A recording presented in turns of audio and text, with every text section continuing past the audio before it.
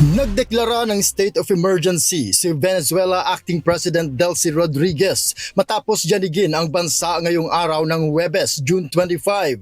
Estamos en este momento declarando el estado de emergencia tal como lo contempla nuestra Constitución. Ayon sa Venezuelan government, pinakikilos na ang lahat ng kaukulang ahensya ng pamahalaan, pulisya, medical services maging ang mga pribadong grupo para tumulong sa mga biktima. Sa laki ng pinsala, hinihinalang marami ang natabunan ng mga gumuhong gusali at nasirang istruktura, lalo na sa buong syudad ng Caracas na malapit sa pinagmulan ng pagyanig.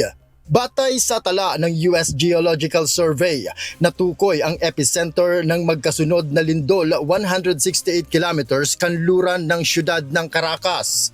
May lalim na 22 kilometers ang magnitude 7.1 na pagyanig. 10 minuto lang ang nakalipas. Muling yumanig ang mas malakas na magnitude na 7.5 na may lalim namang 10 kilometro. Ayon kay President Rodriguez, lubhang napinsala ang mga lugar ng Aragua, Carabobo at Falcon. Gayunman, nananawagan ito sa mga residente na maging kalmado at tiniyak na nagpapatuloy na ang agarang rescue efforts. El primer mensaje para nuestro pueblo es mantener la unión para salvar vidas. Inmediatamente de la ocurrencia de estos dos sismos, todas nuestras autoridades y el sistema de protección civil se abocó a la tarea del rescate en las cuales nos encontramos en este momento. Agad na nagpaabot at nangako ng tulong ang iba't ibang mga bansa kasunod ng kalamidad.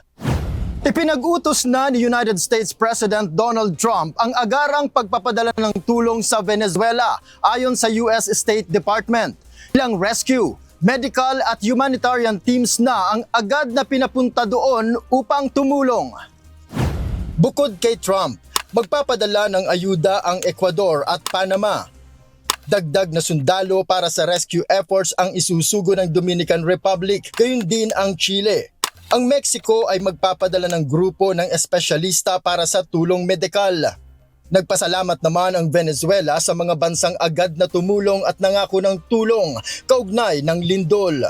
En Unión Nacional vamos a superar esta coyuntura y nuevamente agradecer en nombre de Venezuela a quienes de manera inmediata nos contactaron para expresar su solidaridad y apoyo. Nanawagan ito sa lahat ng medical workers sa bansa na maaaring makatulong na agad magtungo sa mga ospital para umalalay sa mga biktima.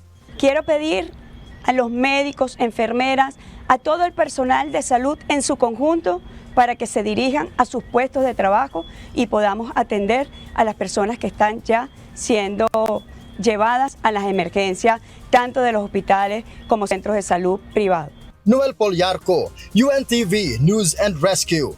Diyos ang aming sandigan, serbisyo publiko ang aming pinahahalagahan.